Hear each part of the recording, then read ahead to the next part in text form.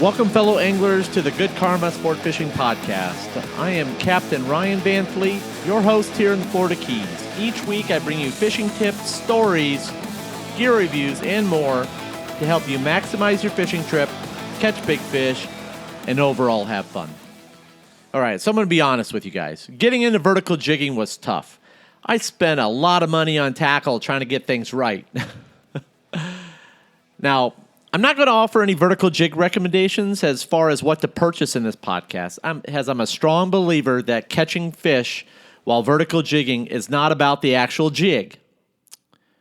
Buying jigs should actually be the very last thing that you do. You can find the hot jig just by Googling it nowadays. They don't have to be fancy, guys. The most important thing when it comes to jigging is your actual setup and how good you are. Practice makes perfect. It comes down to the fisherman when it comes to vertical jigging. That's why I have a lot of respect for the guys that are good jiggers. It's hard, but man, does it produce. Okay, my jigging setup. I use a Shimano Twin Power 8000. It's an extremely lightweight reel with awesome drag, and it has an ultra-fast retrieve. The ultra-fast retrieve is perfect for my style of jigging. I prefer speed jigging. Always have, always will. It's easy to do with the right equipment, and it's a great workout for me. I used to get fancy with jigging reel setups and all that good stuff, but now I only have one setup, and that's the Shimano Twin Power 8000. As far as vertical jig fishing rods go, have them custom built to match your style of jigging. You might be a speed jigger, or you might be a slow pitch jigger. So I highly recommend that you have a custom rod built to match your style of fishing. Now, you're going to have to invest money in the best jigging rod you can afford, and you're going to have that rod for life, guys. If that custom rod manufacturer does not guarantee the rod for life, I highly suggest you find the right custom rod guy that is going to. There's plenty of them out there, guys, and one of them is going to want your business. Not to mention, you're going to be able to count on that custom-built rod when you hook a beast. You're going to have 100% confidence in that rod you had custom-built over a stock rod. Now, I use rods built by Adrenaline Fishing Rods. You can visit them at www.adrenalinecustomfishingrods.com. Now, there's so much information out there about jigging rods. And, just to keep it simple, I have specific speed jigging rods that are built for tuna fishing and specific speed jigging rods that are built for amberjack and grouper fishing. So you got to do your homework a little bit. My rods are extremely lightweight. They have fast tips to get that action. They're parabolic. They bend. So in other words, you guys can just do the homework on the fishing rod. There's so much out there. But if you have any questions, feel free to email me about my rods. And if you're going to order one from Adrenaline, then, just let me know, and then you can, contact them and tell them you want the ones that Captain Ryan owns. So that's enough with rods. There's so much out there on the internet right now that you can, do your own research. As far as my terminal tackle setup goes, I spool all my reels for jigging using 40-pound braided line. Yes, 40-pound braided line. Now, I double the braid line using a spider hitch knot. This technically doubles the strength of the braid, making it 80-pound braid. I always use a double line spider hitch. Now, I get challenged on this quite a bit, but go back and take a look at the big amberjacks that I've caught in some of the pictures. Some of these amberjacks are beasts. All these amberjacks were caught using this spider hitch knot, 40-pound braid, and that's the truth. Now, next, using a Bristol knot, I connect the top shot, which is about 15 to 20 foot of fluorocarbon leader, to the braided double line that I just created using the spider hitch. Now tie your fluorocarbon leader to the solid ring on the jig using whatever knot you feel comfortable with. I have tried many setups and knots and often get asked why I don't do this or don't do that when it comes to tying knots. My answer every time is, why fix what is not broken? I don't mess around with show and tell knots. Just tie the knot you feel comfortable with. Learn knots at home. And when you can tie them with your eyes shut, then you truly know how to tie the knot. Always, and I mean always, test your knot, especially if you're targeting large fish. Sometimes you get a bad spool of fluorocarbon or you hit a bad spot in the braid. Testing knots will catch this. I always, and I mean always, test my knots. No matter how much confidence I have in them, they still get tested. I guess old habits are hard to break. I always double check my work and the manufacturer's work. It has saved the day more than once. Vertical jigging can provide nonstop action. And when I say nonstop action, I mean it. It's a heck of a lot of fun. Now, when I arrive at a vertical jigging spot, I like to take some time to figure out the drift. Prior to starting the day, I review my past tracks on the spot I plan on jigging using historical drift logs from the Atlas Track database. Now, this saves me time. I check the wind direction in the morning, then review a couple possible drift patterns based on what I think the current might be doing. I have to be mentally prepared, and having historical drift patterns in a database based on wind and current, I know which spots are worth fishing and which spots I should avoid based on historical data. Now, remember the movie Moneyball? If you fish a lot, you should apply this concept of statistical analysis. Then watch what happens. Here's a little side story. You never hear the horror stories when it comes to vertical jigging and engines. Well, I'm going to share one.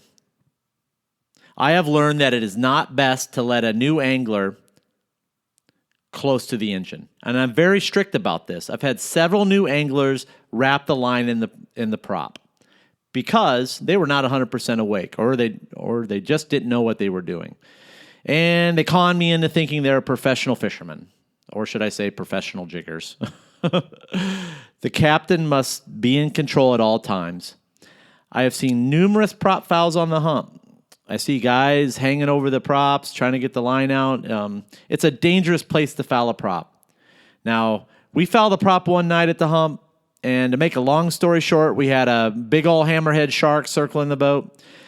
Thankfully, we did not have to get in the water that night to get the braid off the prop. Now, we got most of it off, so we could just safely run the engine back to the dock, and then when we got back to the dock, we removed the rest of the braid. All right, guys, next let's talk about getting yourself dialed in. I know a lot of guys really focus on catching big bottom fish in South Florida, like mutton snappers and groupers, and some amberjacks, but tile fish and all that good stuff. So this, what I'm going to talk about next, you're going to want to pay close attention to. So for bottom-dwelling fish like snappers and groupers, the angler needs to let that jig sit on the bottom for just a few seconds and give it some quick bounces off the bottom. Now, that's going to give the fish a chance to investigate.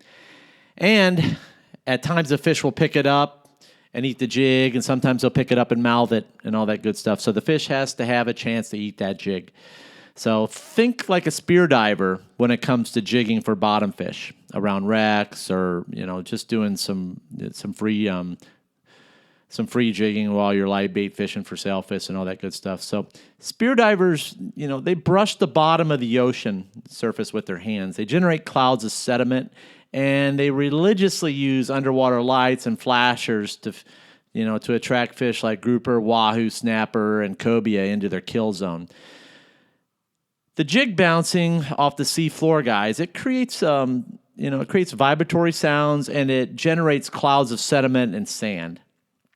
This action draws the attention of a big fish from hundreds of yards away.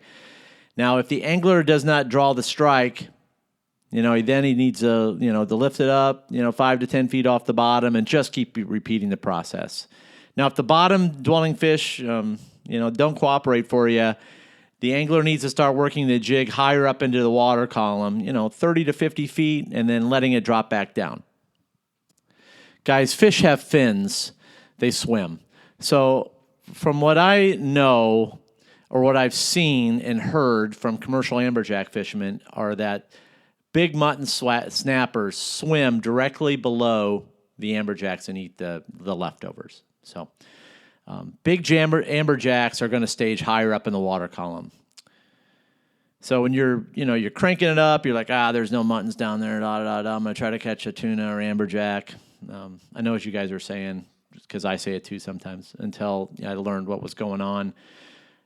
So I started hooking mutton snappers in the same area I was catching amberjack, 30 to 50 to 60 feet off the bottom, especially when the current's light. So fish have fins, man. They're going to swim, like I said earlier. If an angler does not hook up, he must increase or decrease the jigging speed, stop the jig, find a rhythm that they like. So don't be afraid to, do some new stuff with your jigs. Fish are weird, man. You got to figure out what they want. One day they want a speed jig. One day they want the jig moving in one direction. So you just got to figure out what they want for the day. It's fishing. Now, vertical jigging can be extremely exciting, but it takes a lot of work and practice to get the technique right. The angler has to be one with the rod and the reel, meaning that you have to find your rhythm. You got to find your rhythm. So there's plenty of YouTube videos out there. I highly suggest you study them. Watch anglers, how they jig. Find a technique that works for you. Now, you got to be in good shape when it comes to vertical jigging, as it requires a lot of work and stamina and cardio. So once you feel a fish strike a jig from 300 feet down, I can almost guarantee you that no matter how tired you are, you're going to be running on pure fishing adrenaline and just want to keep going. That's when you know you've got the fever for vertical jigging. Like I said, guys, you got to get the rhythm down. Let the reel do the work. If you have the right setup, things are going to be easy. If you don't have the right setup, things are going to be hard for you. The Shimano Twin Power does it for me. It's an expensive reel, but man, that thing can jig up the tunas with very little work. It's ultra lightweight, and I don't tire out with it. And I'm not in the greatest of shape. But I really love jigging with this, with the Shimano Twin Power. It makes life so easy for me. Fish get picky, truth. Yes, I believe color does matter at times, especially with vertical jigs. Now, my secret jig is a chartreuse jig with a blue eye. Now, the blue eye is a secret technique used by commercial fishermen in Mexico. When fishing the Alamada hump, the fish tend to really key in on smaller jigs that are highly reflective in silver. Purple, blues, silver, golds, and chartreuse jigs tend to work very well on the Alamada hump. Some days, color just does not matter. I have my best luck with tunas using silver color 100-gram jigs on days when the current is light. Now, when the current is ripping, I have to beef it up to 150-gram and 225-gram jigs. I even carry an ample supply of 300-gram jigs for days when I need them. One thing I want you to do, especially if you're fishing the Alamada hump, is check out to see what the tunas are eating. You can see the bait fish in the water, and 9 times out of 10, when you catch a tuna, they're going to be puking up what they're eating. So you got to try to match the hatch. So if they're eating smaller baits, you need to focus in on smaller baits. Now, if they're chasing flying fish, you better have some rigged ballyhoo in your box and trolling rods ready. It is hard to get them on these days when they're chasing flyers. These fish get keyed in on flyers in the fall and spring on the hump. Now, if you don't have rigged ballyhoo, wait a minute. I'm not going to talk anymore about this, as it's kind of a secret, and I'm going to share this later on down the road with you guys. But I bet I got you thinking about it, didn't I? Got to wait and listen. I've got a lot of tricks. Okay, so I'm not ready to share that secret yet, but I will share a new vertical jigging technique that I've been using. It's a bait strip secret, something new that I have not talked about yet or put on my Instagram or Facebook. I haven't shared it with anyone, in fact, until now. So what I do is I attach a holographic bait strip to a vertical jig hook, and then I tie a small cable tie on the hook to keep it in place so it doesn't tear off the hook. As the jig falls, this silver holographic artificial jig strip gets crushed by the blackfins. Like I said earlier, tunas on the hump, especially if the fleet is tossing live pilchers out for chum, they get turned on to this silver-white color. Now, in the sunlight, The silver color from deep down catches the light reflection. The fleet calls it pennies from heaven.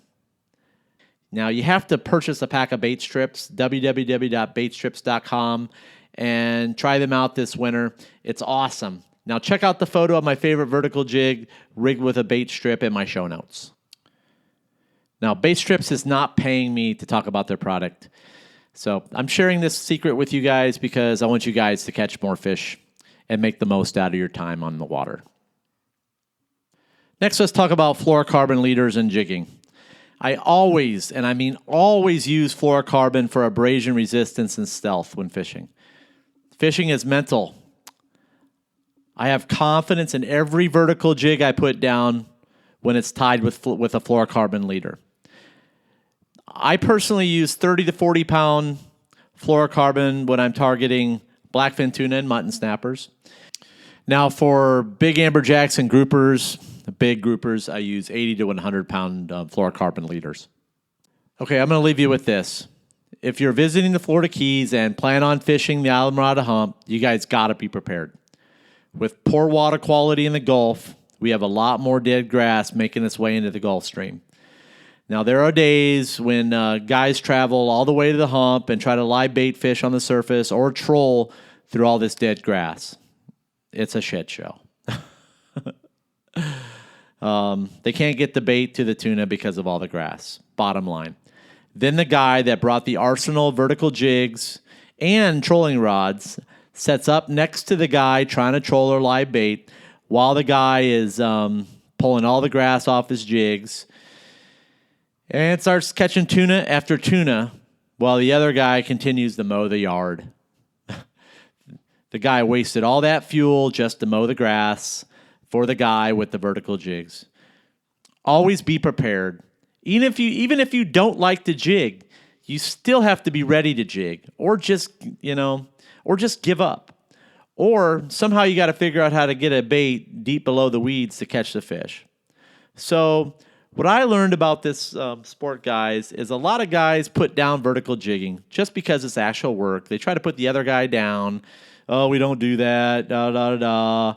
So anyways, I just learned that these guys are lazy. Now, I was one of those guys years ago that put the vertical jigging guys down just because I didn't have the setups and I didn't know how to do it. So not anymore. I'm very good at it. And I like to teach people because it's only going to make you a better fisherman. And I want to see you guys catch fish, like I said. You have to get off your ass and fish.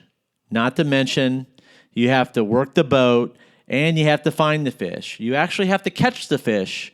When you troll, the boat catches the fish, not the angler. Now, I've converted many guys to jigging that were drag and snag guys trolling. I've turned these guys into animals. At the end of the day, the guy with more tools and the willingness to learn will pass up the guy who is unwilling to learn. I don't care how many years the guy's been fishing. Just how it works. I'm just going to tell you like it is, even if you don't like to hear it. So, thanks for listening. Now go get yourself some vertical jigs. Guys, I'm super excited about my upcoming podcast here in 2019. So I want you guys to stay tuned because I really want to deliver some really good content to help you guys improve and make the most out of your time on the water. So thanks for listening. And as always, please let me know if you have any questions. You can email me at goodkarmaryan@gmail.com. I'm going to be doing a question and answer podcast, so definitely email me. You can find me on Facebook at Good Karma Fishing Charters, Instagram at Good Karma Sport Fishing _FL_Keys. And please also share this podcast with a fellow angler and check out my website, goodkarmasportfishing.com. And sign up for my monthly newsletter. I aim to provide you with fishing tips and information so you can make the best out of your time fishing. Thanks for listening, and remember, anytime you're fishing, it's all good.